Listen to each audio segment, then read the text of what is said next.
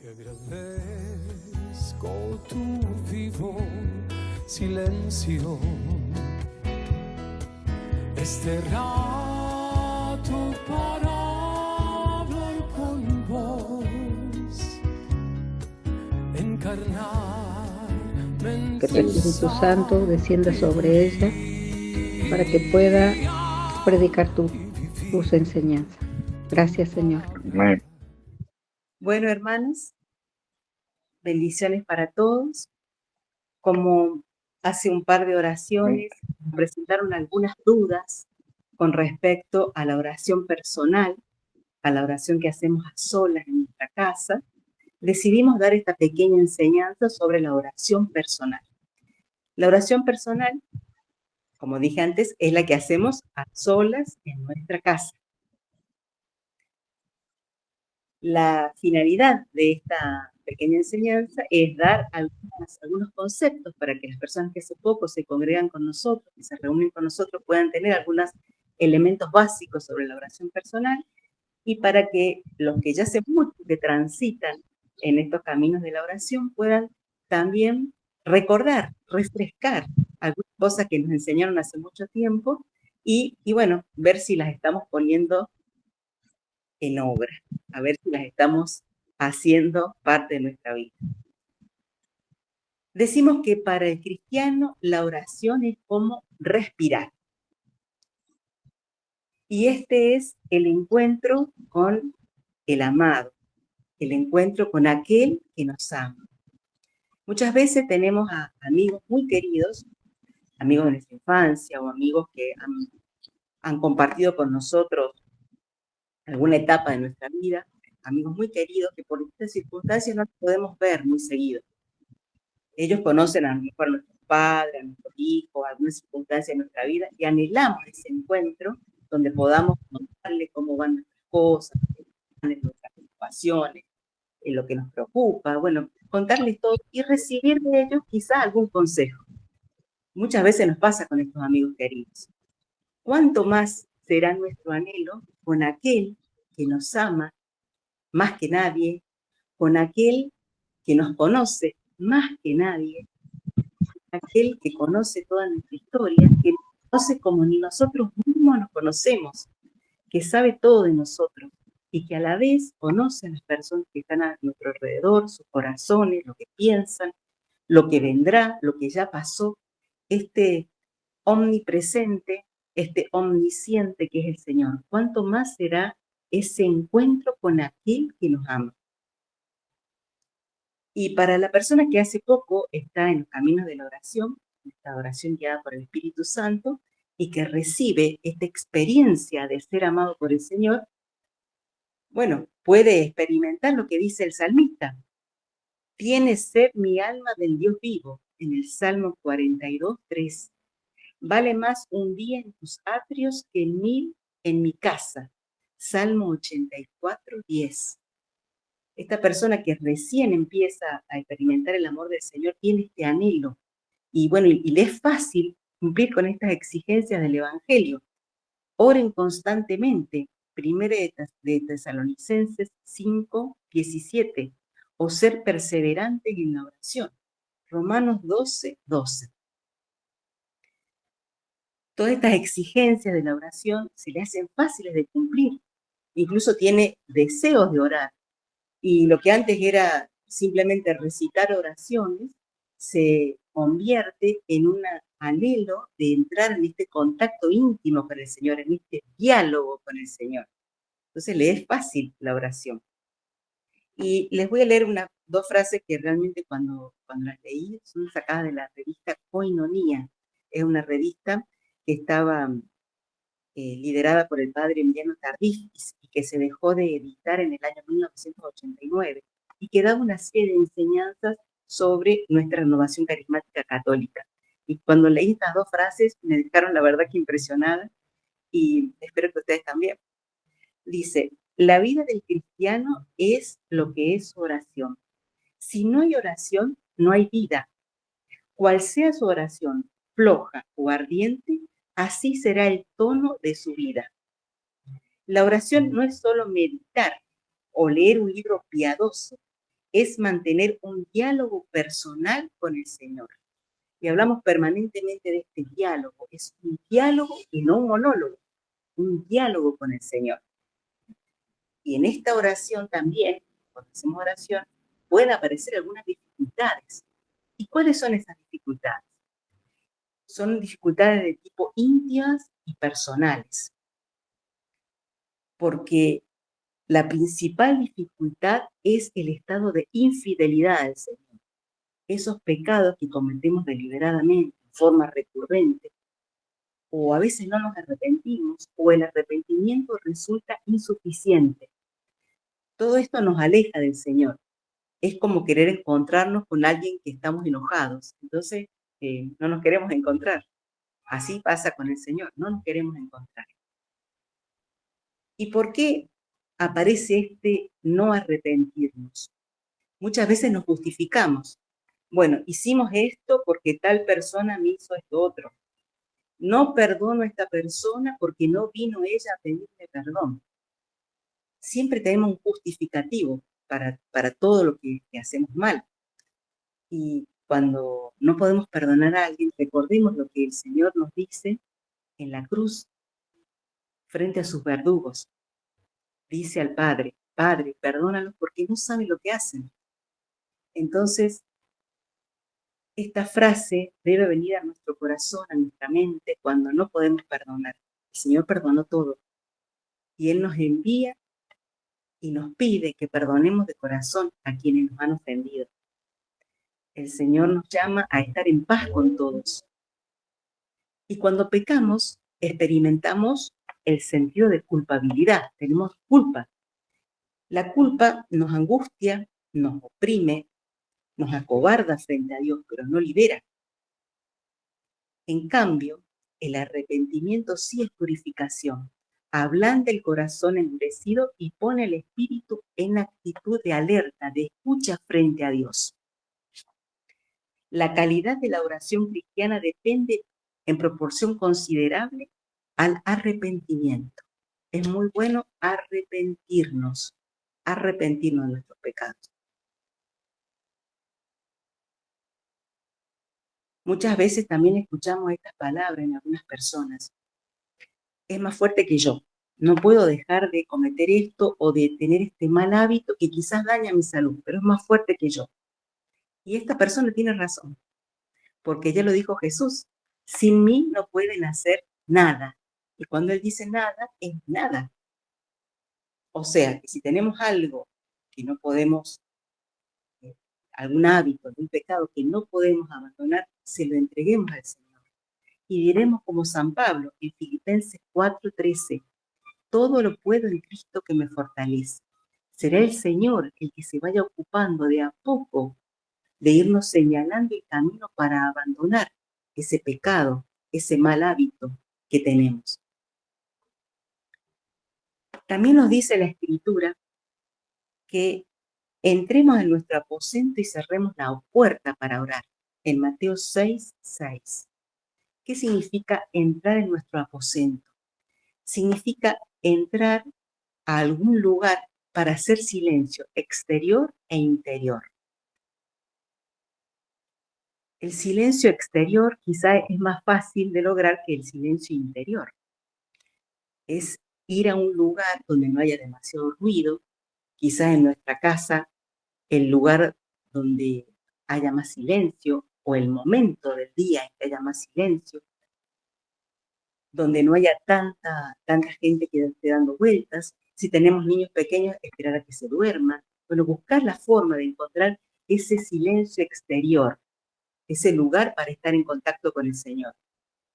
Y el silencio interior será más difícil, porque muchas veces tenemos en nuestra mente una serie de pensamientos, emociones, quizás necesidades fisiológicas. A veces tenemos hambre, tenemos sueño, nos duele algo, entonces estamos como convulsionados, como movilizados. Entonces nos es difícil encontrar este silencio interior. Entonces el Señor nos invita a hacer ese silencio. Cuando vamos entregando lo que nos pasa, por ejemplo, estamos en contacto con el Señor y le vamos diciendo lo que nos pasa, vamos notando cómo se va callando nuestro corazón, cómo se van calmando nuestras emociones a medida que vamos dialogando y entregando cada cosa, por ejemplo, de lo que nos ha pasado en el día. Entonces, vamos entrando de a poquito en este silencio. ¿Y por qué será importante el silencio? Porque cuando estamos en silencio, descubrimos lo que nos dice la enseñanza que nos da el Señor. De dentro del corazón salen las intenciones malas. Todas las perversidades salen de dentro y contaminan al hombre. Eso nos dice en Mateo 7, del 21 al 23. De nuestro corazón salen las mentiras, las envidias, el juzgar a las personas. Toda clase de pecado sale de nuestro corazón. Entonces, a medida que vamos profundizando en nuestra oración, en este silencio, el Señor nos va mostrando que necesitamos ser purificados. Todos necesitamos ser purificados. El Señor nos dice también, todos los sarmientos para que produzcan más frutos. O sea, todos necesitamos de esta purificación. La oración puede quedarse a varios niveles. Yo me imagino que es como el mar. En el mar, uno sin nada está en la superficie. Ahora, si hace snorkel, va un poquito más a la profundidad. Pero si se pone un equipo de buceo, va hasta lo profundo del mar y ve otra realidad, lo que hay en la profundidad. Entonces, el Señor nos quiere llevar a esa profundidad, a ese silencio en el cual Él pueda purificar nuestro corazón, pueda cambiar nuestro interior, pueda sanar esas heridas profundas que nos hacen cometer pecados, que nos hacen este estado de infidelidad, que nos hacen tener estos hábitos que deseamos dejar. Dice el Señor que solo los limpios del corazón verán a Dios, en Mateo 5:8. Y el Señor nos prometió un corazón nuevo. En Ezequiel 11:19 nos dice que nos va a cambiar el corazón de piedra por un corazón de carne. Qué promesa hermosa esta del Señor. Es Él el que trabaja. Es el Señor el que trabaja en nuestro corazón. Yo digo que, bueno, los economistas me podrán decir si es así. El tiempo y la voluntad son bienes personales. Son regalos que el Señor nos hace y que nosotros administramos. Entonces, el dejar al Señor que entre en el corazón nuestro y nos vaya purificando es una decisión. Es un regalo que nosotros, así como es un regalo de libertad, nosotros le regalamos también esta oportunidad al Señor, le damos el permiso al Señor para que Él entre en nuestro corazón y vaya purificando. A veces vemos que hay personas que hace 20 años que oran, 30 años que oran, 40 años que oran, o a veces nosotros mismos nos vemos en actitudes que ni siquiera son cristianas, o usando palabras que no son ni siquiera, digamos, buenas palabras, palabras que edifican. Entonces uno dice, ¿qué pasa si esta persona sí ora, no cambia, no mejora, no va progresando, no va teniendo estas actitudes de mayor compromiso con la vida de él, con lo que el Señor nos presenta, cumpliendo la voluntad del Señor? Y quizás su oración ha quedado en la superficie, su oración ha quedado en pedir, en estar un rato con el Señor, pero no está dejando que el Señor entre en lo profundo del corazón, allí donde necesitamos esa purificación. A mí me pasa a veces que tengo un problema o estoy enojada y le digo al Señor, Señor, estoy enojada con esta persona. Y siento el susurro del Señor que me dice, perdónala. Una vez que perdono, el Señor me muestra cómo esta actitud de la persona tocó alguna cosa herida en mí, que es necesario que yo entregue, que es necesario que Él toque. Entonces, después del perdón otorgado viene esta purificación del Señor. Entonces, es bueno ir dejándonos tocar, pero en lo profundo. Y para llegar a esta profundidad, es bueno darle un tiempo al Señor. Por eso, desde el principio decíamos orar y darle un tiempo de nuestro día al Señor para que Él pueda actuar en nosotros. ¿Y quién es el que nos va a ayudar en la oración? El Espíritu Santo. El Espíritu Santo viene en nuestra ayuda. Y cuando oramos, nos vamos dejando guiar por el Espíritu Santo. No oramos con nuestros pensamientos, con nuestras ideas, sino que nos dejamos en sus manos y dejamos que Él nos mocione, nos susurre, nos vaya como guiando en nuestra propia oración. ¿Y qué hace el Espíritu Santo? Nos lleva a alabar al Padre y al Hijo y a darle gracias a Él, que es el Espíritu de verdad, porque en Él nos reconocemos que somos hijos de Dios, como nos dice en Romanos 16. Somos hijos de Dios, reconocemos esto. Él intercede por nosotros con gemidos inefables para que lleguemos a esta conclusión. Somos sus hijos, hijos amados, hijos deseados, hijos escuchados, hijos atendidos por Dios Padre, por Dios Hijo. El Señor no es sordo, el Señor escucha cada plegaria y siempre contesta. A veces se tarda un poco, pero siempre contesta nuestras plegarias. Desde en el Antiguo Testamento, en el Nuevo Testamento se nos insta a escuchar la voluntad del Señor. Desde el Viejo Testamento que decía, ¿cuál es el primer mandamiento? Escucha, Israel, Shema, escucha Israel, escuchar para seguir la voluntad del Señor. Y es bueno realizar esta oración personal en forma diaria. Es bueno todos los días disponer de un tiempo para estar con el Señor, para llegar a esta profundidad. ¿Por qué digo que es bueno? Porque a veces puede pasar que uno se reúne con el Señor en esta oración comunitaria un martes y después hasta el próximo martes no se reúne con el Señor, no está en contacto con el Señor. Entonces, ¿qué pasa? Yo me hago en mi cabecita este ejemplo. Es como si yo me hiero el dedo, me hago un tajito en el dedo y veo sangre y me duele. Entonces, así, cuando yo no he orado, no he hecho mi oración personal, no le he regalado parte de mi tiempo a estar con el Señor, así entro a la oración, viendo mi sangre y lo que me duele. Estoy pendiente de mí, porque veo la sangre y lo que me duele, la sangre y lo que me duele. Si yo me ocupo de mi herida, primero le pongo un algodoncito, me hago hemostasia, me aprieto un poquito hasta que deje de sangrar, después pongo un poquito de clorexidina, después pongo una curita, me he ocupado de mi herida. Ya no estoy en las mismas condiciones, me ocupé. Le di mi tiempo al Señor para que actuara. Fui presentando en la semana todo lo que me fue ocurriendo. Entonces voy a entrar a la oración en forma diferente. Ya quizás me siga doliendo, pero ya no estoy pendiente de lo que sangra, de lo que duele de mí misma, no estoy pendiente, sino que voy a poder entrar en comunión con mis hermanos y seguir las mociones del Espíritu Santo. Y si todos alabamos, todos alabamos. Y si todos damos gracias, todos damos gracias.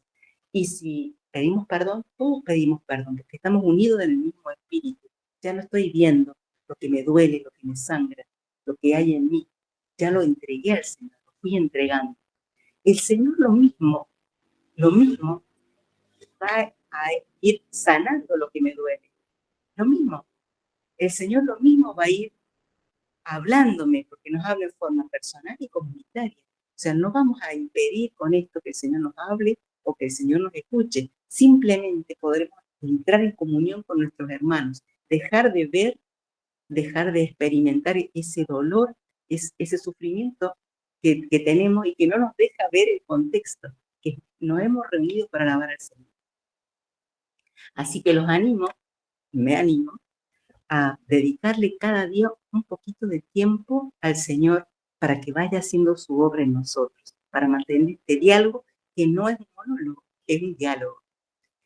Y para terminar, como estamos en el tiempo de Adviento, Adviento viene de Adventus, que es una época del año previa a la Navidad, 4 semanas previas a la Navidad. En esta semana nos preparamos para la venida del Señor.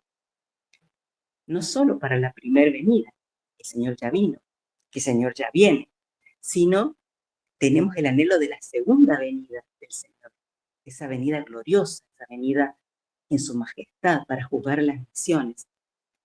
Y también el Señor viene cuando morimos, también el Señor viene a nuestra vida.